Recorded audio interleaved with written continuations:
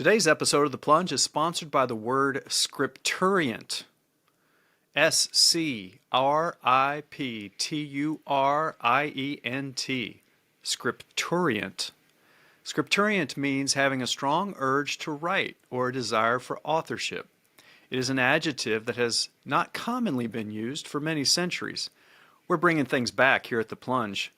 We love throwback, retro, vintage, and by that we mean like 600 years type stuff.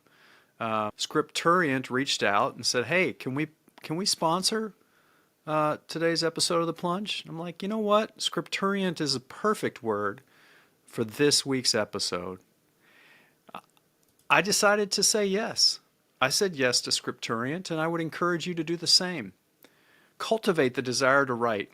Doesn't mean you have to write a New York Times bestseller or a memoir that moves hearts or poetry that stirs souls, but maybe just the exercise of occasional reflection and jotting down the thoughts that come to mind. It's very therapeutic, cathartic even.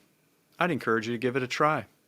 In case you're wondering, the word scripturient comes from the Latin word scripturient, which seems like it's the same word. This is just from Gemini giving me this answer here. It's an obsolete adjective, according to Gemini, again.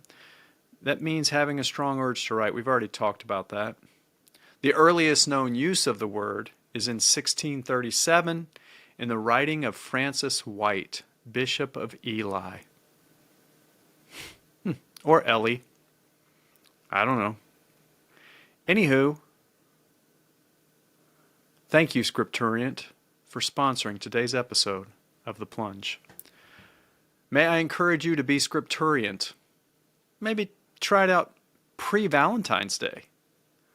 Really jot down some beautiful prose that expresses how you feel about your loved ones.